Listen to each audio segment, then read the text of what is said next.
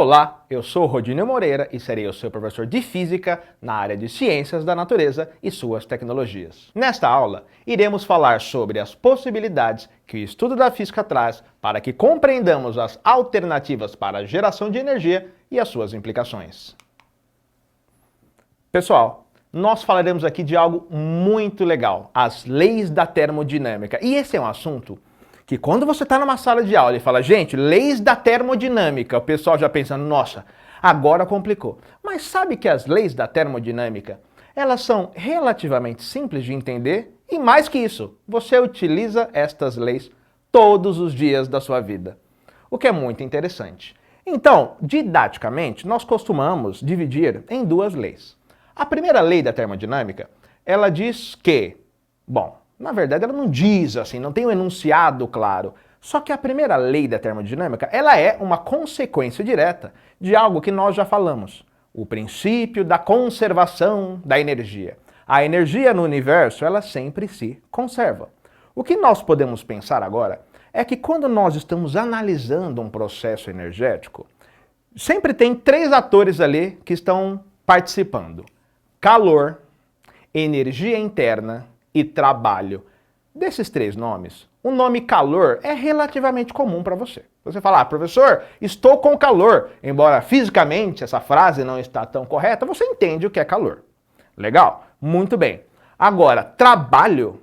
Professor, eu sei o que é trabalho também. Trabalhar. Então, em física é um pouquinho diferente. Em física, trabalhar não significa exatamente a mesma coisa da palavra trabalhar do nosso dia a dia. Não é assim, vou trabalhar. Realizar um trabalho é você transferir energia.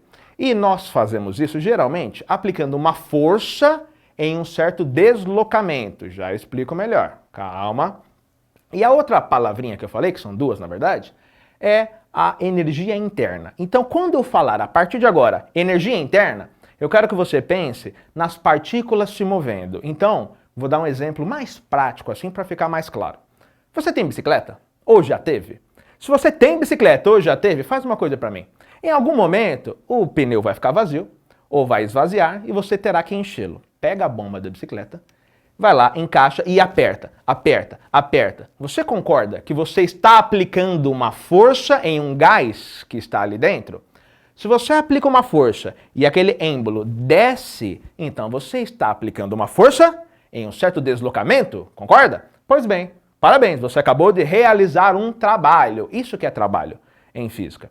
Agora, quando você faz isso, a bomba da bicicleta ela não costuma aquecer, você não vai aquecê-la, certo? Você não vai colocar calor nela, você vai só apertar. Mas a diminuição do espaço do gás ali dentro faz com que as moléculas do gás que estão se batendo, elas tenham menos espaço. Então elas se batam mais. Se elas se batem mais, o que acaba acontecendo? A energia interna aumenta. Então, faça isso de verdade, se você tiver uma bomba na sua casa, você vai perceber que ela aquece. Fica quente mesmo, quando você vai lá, aperta, aperta, aperta, aperta. Então, olha só o que aconteceu. O trabalho acabou se tornando, neste caso, variação da energia interna. E neste caso, não houve calor. E é sempre assim, gente. São sempre esses três processos. Ou é calor, ou é trabalho, ou é variação da energia interna? Você concorda? Se não tem nenhuma perda de calor, o que acaba acontecendo? Acaba acontecendo que o meu trabalho ele será igual à minha variação da energia interna, o que é muito legal. Reparou que isso de não tem perda de calor e tal, o que acaba acontecendo? Acaba acontecendo que sim, a primeira lei da termodinâmica é uma maneira de você falar, de outra forma, sobre o princípio da conservação de energia. Legal, né? Agora, olha que interessante. A segunda lei da termodinâmica, o que ela fala? Ela estabelece um princípio para a direção da energia. Falando assim fica tão complexo, né? Princípio para a direção da energia? Tem um jeito mais simples de entender. Você gosta de um cafezinho? Você gosta de um refrigerante?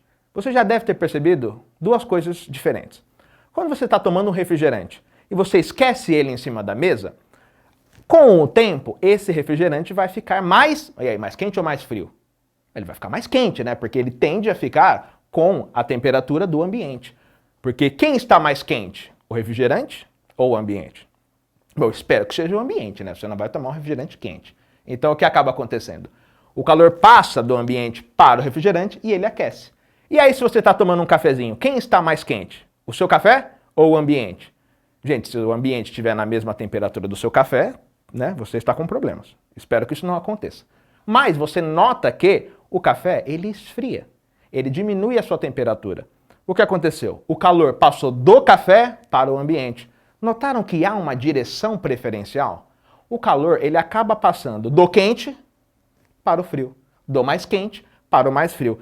Claro, é possível formular as leis da termodinâmica de maneira muito mais complexa e matemática, mas para o nosso entendimento aqui, é bem mais do que o suficiente. Legal? Nós vamos falar um pouquinho sobre as alternativas energéticas que existem.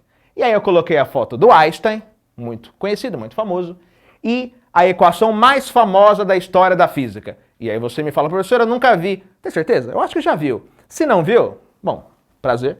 E igual mc quadrado. Esta equação aqui, ela é fantástica. Porque ela mostra pra gente que dentro de qualquer quantidade de matéria, M ali simboliza a massa, existe uma quantidade de energia gigantesca, mas muito, muito, muito grande. Aquele C ali ao quadrado é a velocidade da luz. A velocidade da luz é 3 vezes 10 elevado à oitava metros por segundo. Gente, são 8 zeros. São 300 mil quilômetros por segundo. Quer dizer que em um segundo a luz percorre 300 mil quilômetros. Imagina o tamanho desse número. Agora imagina esse número ao quadrado. Pois bem, se você pega 1 quilograma de qualquer matéria, dentro dela, há uma quantidade de energia incomensurável. Eu fiz um cálculo até para falar para vocês, que se você pega um copo d'água médio, e você calcula quanta energia que tem ali dentro daquela matéria, é uma quantidade de energia que daria para sustentar a cidade de São Paulo por 1 hora. Em um copo d'água. A cidade de São Paulo é uma quantidade de energia gigantesca. E aí você pode estar pensando, professor, vamos usar essa energia então. Então, é que não é simples assim. Nós não conseguimos retirar a energia da matéria. Na verdade, nós conseguimos sim. Só que, sabe o que acontece quando fazemos isso? Pois bem, uma bomba atômica. Qual é a primeira coisa que vem à sua mente quando o assunto é energia nuclear? Se alguém chega em você assim e fala, energia nuclear, é muito provável que você pense em bomba. E o que acontece? Por que uma bomba atômica ela é tão poderosa? Porque ela tira a energia que está dentro do núcleo do átomo. Dentro do núcleo do átomo. Bomba nuclear, bomba atômica. Certo? Agora os nomes fazem sentido? Pois bem, nós conseguimos tirar a energia de dentro da matéria, mas não de uma forma tão pacífica e controlada como nós gostaríamos. Numa bomba, isso acontece de uma maneira destrutiva, extremamente destrutiva. Ah, professor, mas não há maneira? Na verdade, há sim. Porque quando eu falei para você, o que vem à sua mente quando você pensa em nuclear, pode ter alguém aí que está me assistindo que pensou em outra coisa. Porque quando você escuta a palavra nuclear, pode ser que você pensou nisso. Na energia nuclear de uma usina nuclear. O que é muito interessante. Porém, mesmo a usina nuclear tem algumas preocupações. Te deixo aqui uma questão. Como você reagiria se fosse informado que uma usina nuclear será instalada na sua cidade? Tem gente que vai pensar, legal, uma forma diferente de energia, mas com certeza muitas pessoas vão falar assim, ué, energia nuclear? Usina nuclear? Chernobyl? E vai pensar em um acidente. E a questão é que acidentes realmente podem acontecer. Quem conhece ou já ouviu falar sobre Chernobyl, talvez já tenha escutado também que esta cidade não poderá ser habitada nos próximos 20 mil anos. Gente, 20 mil anos. Ou seja, pode ser sim um grande problema. No caso da falta de segurança, isso pode acontecer mesmo. E a usina nuclear, fora isso, fora acidente, ela é limpa? Aí mais ou menos. Porque eu sei que é esquisito, mas ela funciona com água. Exatamente, tem ali uma reação nuclear, e aquela reação nuclear gera muito calor, eles conseguem aquecer a água, e a água aquecida vira vapor, que gira turbinas, que acaba gerando energia elétrica.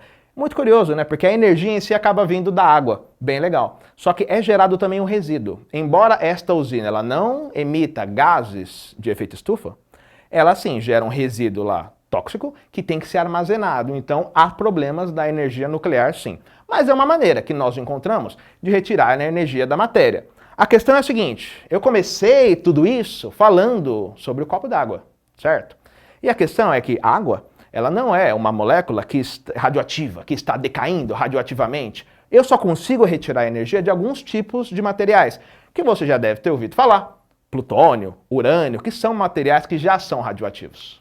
Agora, pessoal, vamos falar um pouquinho também sobre biomassas. Eu falei um pouquinho sobre biomassas com vocês, e quando eu falei sobre biomassas, nós já falamos sobre o etanol, já comentei um pouquinho do biodiesel, então aqui eu vou dar uma ênfase um pouquinho no biogás. Porque, lembra, biomassa é uma matéria orgânica. Agora, um biogás, ele é uma coisa um pouquinho diferente. Olha só, o biogás, imagina que eu peguei ali um determinado material, e aí nesse biogás, eu fui até ele e deixei ali decompondo. Sai um gás. Quando sai um gás ali, daquela mistura, daquela coisa que está reagindo, aquele gás ele é um combustível. Ele é um gás, inclusive, inflamável. A grande maioria daquele gás que está ali é gás metano. E o gás metano, ele é um gás inflamável, só que ele é um gás também de efeito estufa. E neste momento você pode me falar, mas professor, se é um gás de efeito estufa, por que você está me falando que isso é legal? Por que isso pode ser algo bom, biogás? Por quê? Porque ele vem de uma biomassa.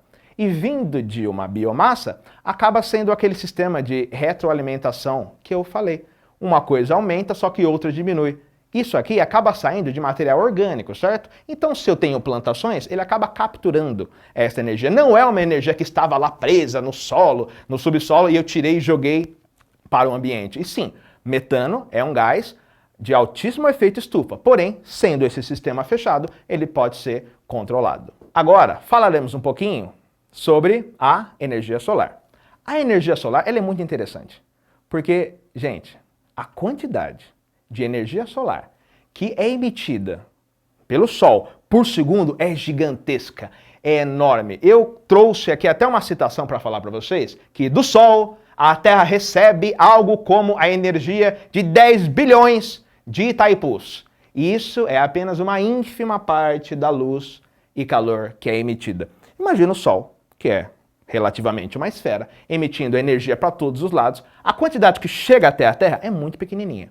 Só que se nós conseguíssemos captar uma porcentagem mínima dessa energia, não seria necessário nunca mais queimar petróleo, carvão mineral, nada. Porque é energia mais do que o suficiente. Eu não consigo nem mensurar para vocês o que são 10 bilhões de Itaipus. É uma quantidade de energia enorme. E a questão aqui é a seguinte, por que nós não utilizamos apenas a energia do Sol então, professor? Se é tão melhor assim? Porque nós ainda não sabemos. Nós ainda não temos tecnologia o suficiente para conseguir captar a energia do Sol de tal maneira que essa energia captada seja realmente rentável. Ela tem que ser rentável, tem que conseguir uma tecnologia que capture muito e tem que valer a pena. Nós temos um problema enorme com a energia solar e esse problema se chama baterias, por incrível que pareça. Porque quando você capta a energia do Sol, legal, e quando não tem Sol? Bom, Sol sempre tem, ele está lá, mas quando o tempo está fechado e eu não tenho Sol aqui disponível para a gente, essa energia ela tem que ser armazenada em algum lugar. E baterias são muito caras. E além de ter o problema de serem caras, da questão da poluição, o que eu faço com essa bateria depois? Então, o meu problema para a energia solar, o meu não, né? O nosso problema como humanidade, como sociedade, é baterias, como armazenar. Bem interessante, né? E agora, vou falar para vocês de uma coisa bem interessante também. Tudo aqui é muito interessante, né? Células de hidrogênio. Já ouviu falar? E se eu te contasse que é possível você ter um carro que você coloca o combustível e o combustível é hidrogênio. E aí esse carro ele funciona, ele tem lá a reação química dentro dele. E aí o que sai pelo carburador é água. Você acreditaria? Pois bem, isso existe, de verdade. É justamente o que faz uma célula de hidrogênio. Ela pega o hidrogênio, combina com o oxigênio e acaba gerando para a gente, como resultado, como resíduo, água. Isso existe de tal forma que... Já parou para pensar como que os astronautas bebem água? Eles têm maneiras de beber água. Algumas não são assim muito, né, saudáveis. Mentira, todas são saudáveis. É que não é aprazível aos nossos olhos. Eles conseguem beber água da purificação da própria urina e do próprio suor. Sabiam? Bem interessante. E além disso, sabiam que hidrogênio é combustível de foguete? Eu acho que você já entendeu. Com o hidrogênio, que é o combustível justamente do foguete ali, eles conseguem produzir a sua própria água e beber a sua água. Então isso aqui é algo muito legal. Mas, você percebeu que eu falei combustível de foguete? Sabe um dos problemas aqui? Tudo que eu estou falando, você pode pensar assim, professor, mas por que a gente não faz isso? Com certeza tem algum problema, tem alguma coisa. E aqui, além de produzir o hidrogênio ser caro, então acaba não sendo tão rentável assim, e acaba não sendo feito, se eu gastar mais energia para criar o hidrogênio do que eu gastaria comprando gasolina, isso não vai se efetivar na nossa sociedade no momento, pelo menos não da maneira que nós estamos configurados. Só que além disso, o hidrogênio também é explosivo. E agora imagine aí, carro cheio de hidrogênio andando para lá e para cá, um colide com o outro, bum. Pois é. Então isso pode ser um problema. O hidrogênio ele é explosivo sim, certo? Agora, vamos pensar, professor, mas deve haver um jeito, deve haver. Deve haver. E o Brasil, ele tem uma enorme vantagem nesse cenário. Por quê? Coloquei aqui para vocês 2 gráficos. É a matriz energética mundial e a brasileira. Olha só nessa parte que está de vermelho. Eu tenho petróleo e derivados. Olhando petróleo e derivados, quando eu falo ali de 31,1% na escala mundial e 33,1% na escala brasileira, dá a impressão que no Brasil, né, não tá bom. Porque a gente está usando muito combustível fóssil, era justamente o que não era para usar, não é? Mas não esqueça que o Brasil, ele tem aqui uma grande produção de petróleo. Por isso, vai acabar utilizando mesmo. Mas o Brasil tem uma grande vantagem. Porque quando olhamos ali na parte azul, por exemplo, que está hidráulica, o gráfico mundial, eu tenho 2,6%. Então o mundo, ele tem 2,6% da sua energia retirada de energia hidráulica, de hidrelétricas. E o Brasil tem 12,6%. Por causa, muito provavelmente, você deve saber, do nosso terreno, das nossas quedas d'água, da capacidade hídrica do Brasil, que é muito grande e muito positiva. Ainda mais quando o mundo está girando, ele está se indicando para um caminho mais carro elétrico, por exemplo. Isso pode ser muito positivo. O gás natural, nós temos no mundo 23% e no Brasil 11,8%. Combustíveis desta natureza, combustíveis que são gases, por exemplo, usar menos é melhor. Agora, olha só que interessante também. Outras fontes renováveis ali tem 7,7%. Porém, quando você olha no mundo ali, eu tenho 2%. Então, o que acaba acontecendo? O Brasil ele tem uma capacidade enorme e nós não podemos deixar de explorar isso. Vou avançar aqui um pouquinho e mostrar para você o gráfico resumido. Olha que interessante. O Brasil ele tem 46% da sua energia com fontes renováveis e 54% não renováveis. Não é a maioria, legal, mas comparado com o mundo, olha só, o mundo ele tem 86% de fontes não renováveis e somente 14% de fontes renováveis. Então, nós estamos no caminho certo e temos um potencial muito grande para o crescimento, porque nós sabemos que o caminho do futuro são, aliás, as energias renováveis. Agora, pessoal, momento da tirinha. Chama a tirinha.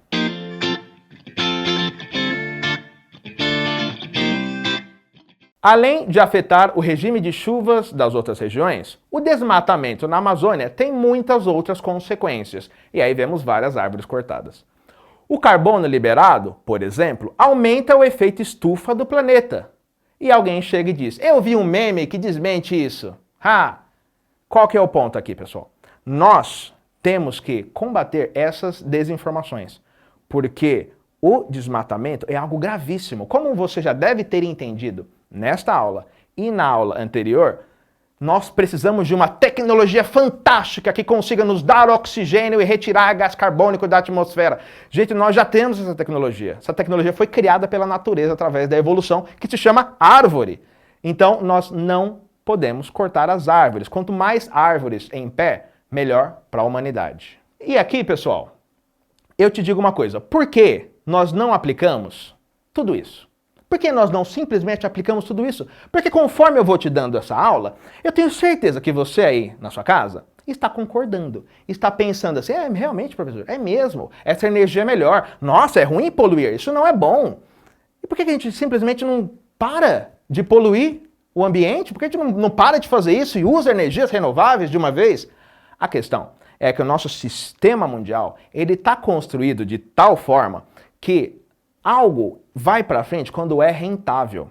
Quando nós conseguimos continuar a economia continuar a fazer com que a economia funcione com essas novas formas de energia. Então a questão é, existe energia solar, por exemplo? Existe, só que ela é relativamente mais cara do que outras formas de energia. Então, qual que é a questão? O que nós precisamos fazer? Nós precisamos encontrar formas de energia que sim sejam renováveis, porém que seja economicamente viável para a nossa estrutura social da maneira como ela está montada agora. Chegamos ao final dessa aula e eu deixo para vocês aqui, no Saiba Mais, alguns links para vocês acessarem e uma frase de reflexão. Motivos econômicos são o principal entrave na utilização maciça de energias renováveis. O quanto valerá a pena esta demora? Reflita. Como os estudos em física podem contribuir para solucionar este dilema energético? E é isso, pessoal. Espero que tenham gostado. Bons estudos. Até a próxima e tchau!